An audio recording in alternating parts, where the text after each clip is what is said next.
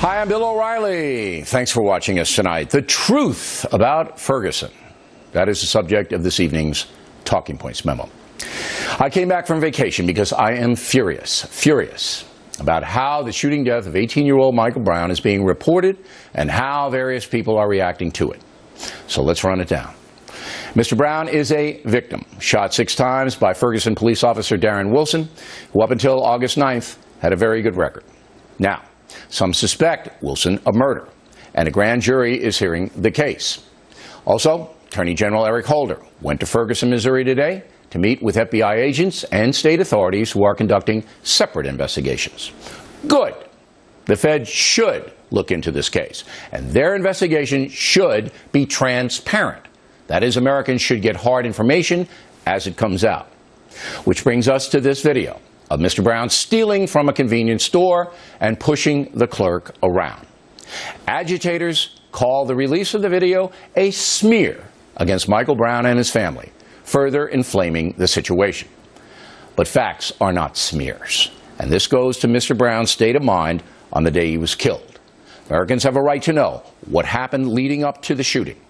You don't suppress an important piece of information in a case like this when only one side of the story is being reported by the media, which is generally terrified of any racial situation. Then there's the looting. Disgraceful. And one guy even has a gun, all right, shoots the lock off the door while his cohorts break in and steal the merchandise. It doesn't get any lower than this.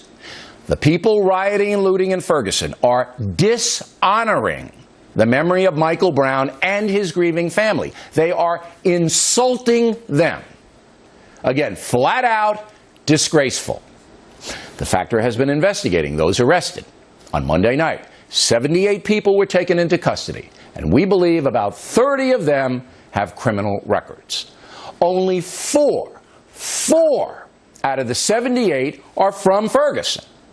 Many of the others are troublemakers who just streamed into town. But the liberal media will never report that, nor will they report the true picture of criminal justice in the USA. Instead, NBC News pays Al Sharpton to deliver garbage like this. A young man, 18 years old, shot down in the streets unarmed. And rather than you address it, you tried to smear the young man rather than uphold the principles of justice and dignity. I want you to know these parents are not going to cry alone. They're not going to stand alone. They're not going to fight alone. We have had enough. Enough of what, Al? Enough of what? Police efficiency? In 2012, the last stats available from the FBI, there were about 12 million arrests in the USA. That averages out to 34,000 arrests per day. In 99.9% of those cases, the perpetrator was not killed by police. In fact, just over 400 fatal police shootings a year are recorded in this country, according to the FBI. So let me restate. 12 million arrests a year, 400 fatal shootings, many of them justified. And Al Sharpton has the nerve to insult the American police community, men and women risking their lives to protect us.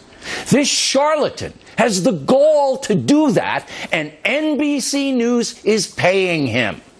My God, why is that acceptable? Also on MSNBC, another agitator said this. There is a war on black boys in this country. In my opinion, there is a war on African-American men. It is an absolutely deplorable situation that the United States, which is supposed to be the greatest nation on earth, sits back and allows black boys to be murdered. Black boys being murdered in the context of Ferguson. Are you kidding me?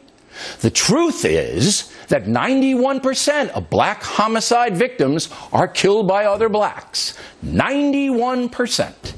Yet that woman tries to mislead folks by accusing American law enforcement of shooting down young black men in the streets.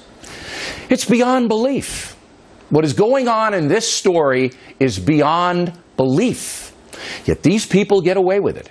And in certain places, they're even respected. Incredibly, Al Sharpton is going to speak at the funeral of Michael Brown on Monday morning. The slogan the racial agitators are using in Ferguson is, "Hands up, don't shoot." They apparently believe that Michael Brown was trying to surrender when Officer Wilson shot him dead. Maybe that's true. We'll find out. But MSNBC put a person on the air who said Mr. Brown was shot in the back. That turns out to be false, according to an autopsy. We also hear today that Officer Wilson has an orbital blowout fracture of his eye socket. The factor has not been able to confirm that, and we do not want to try this case on television. We're only reporting the alleged injury to demonstrate that there will be much more to come in this case. That is why there is an investigation and a grand jury and a trial process. But to the race hustlers, Officer Wilson is already guilty. They've convicted him. Their slogan is, "No justice, no peace." I guess that's lynch mob justice, because those people will never accept anything other than a conviction of murder in this case. They don't really care what happened. They want Officer Wilson punished. And he should be punished if he murdered Michael Brown. If a jury finds Wilson guilty, he should be put in prison for the rest of his life. But Officer Wilson is entitled to the presumption of innocence that we all have under our Constitution.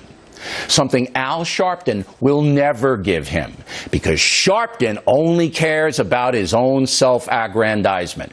And if he has to stoke racial hatred to get that, that's what Sharpton will do. I know this man.